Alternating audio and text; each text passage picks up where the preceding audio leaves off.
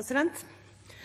Høyre opptatt av og har lenge vært utålmodig etter å få til en debatt om en helhetlig energipolitikk i Norge.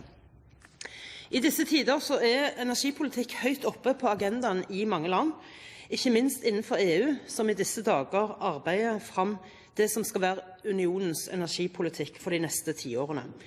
Mens vi i Norge ikke har hatt en anledning til å diskutere en helhetlig energipolitikk på mange år. Fra Høyres ståsted mener vi at dette kritikkverdig, og en undervurdering både av betydningen energi har for våre energiprodusenter, vår industri og den enkelte husholdning, men også fordi Norge som en energistormakt har et ansvar for å bidra til å sikre stabilitet i forsyning til våre naboland. Det bra at regjeringen nå har varslet nettopp det vi etterlyser, nemlig en bred gjennomgang av kraft- og energibalansen fram mot 2030 og 2050, og at det skal nedsettes et utvalg som skal arbeide med disse spørsmålene på et faglig grunnlag. Utvalget skal etter de signalene som har kommet fra olje- og energiministeren, også ta for seg sammenhengen mellom energiutvikling, muligheter for verdiskaping, sysselsetting, kompetanse og teknologiutvikling. Videre skal forholdet mellom energipolitikk, klimapolitikk og konsekvenser av klimaendringer også være en del av det mandatet som skal kulminere i en stortingsmelding om energipolitikken.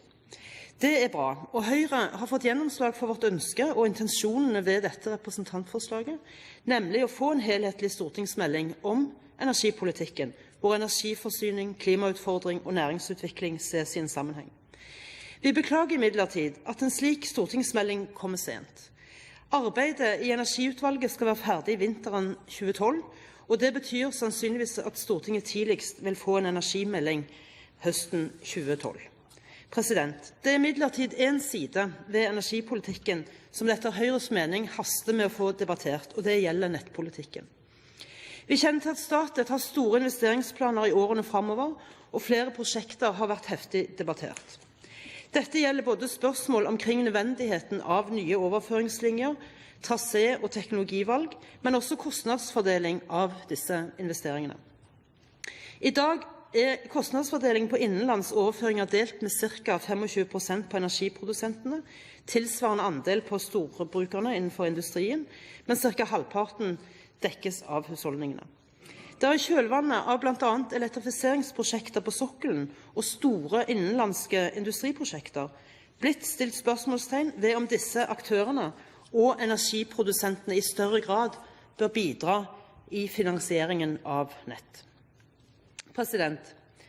Selv om vi på grunn av lite nedbør og 2 kalde vintre har lav magasinfylling og høy import, vil vi sannsynligvis de neste årene bevege oss i en retning med ytterligere overskudd på strøm og økt behov for eksport. Etableringen av et felles marked for grønne sertifikater med Sverige fra 2012 og ambisjonen om til sammen 26,4 TWh ny fornybar kraftproduksjon vil bidra i denne retningen. I tillegg kjenner vi ennå ikke til hva som blir resultatet av forhandlingene med EU i forhold til fornybardirektivet. Men vi må forvente at dette også vil stille krav til økt produksjon i Norge. Dermed vil behovet for utenlandsforbindelser også øke, fordi den økte produksjonen fordrer et marked. For å få denne strømmen til våre naboland trenger vi i tillegg til utenlandsforbindelsene å oppgradere en del infrastruktur innenlands. Og spørsmålet blir om det er rimelig at norske husholdninger og norsk kraftforedlende industri skal bidra til å finansiere denne delen av nettinvesteringene, eller om energiprodusentene bør ta en større del av denne regningen. Høyre har ikke tatt stilling til hva som er en optimal kostnadsfordeling. Økt kapasitet i utlandet betyr også økte importmuligheter når prisnivå og energibehovet innenlands ligger til rette for det. Dermed er det lett å se argumenter om at muligheten for rimelig import i perioder på døgnet, hvor for eksempel Europas vindproduksjon produserer mer enn det forbrukes, gir muligheter for billigere strøm til både norsk industri og norske husholdninger. Videre vil en slik situasjon også bidra til at vi styrker vår forsyningssikkerhet, noe som er viktig i et land som Norge med en så høy vannkraftproduksjon og avhengighet til nedbør. Dette kommer også norske strømkunder til gode. Vi ønsker imidlertid en diskusjon omkring kostnadsfordeling, og har derfor sammen med de andre opposisjonspartiene fremmet et forslag om at regjeringen må legge fram en sak for Stortinget om dette i løpet av 2011.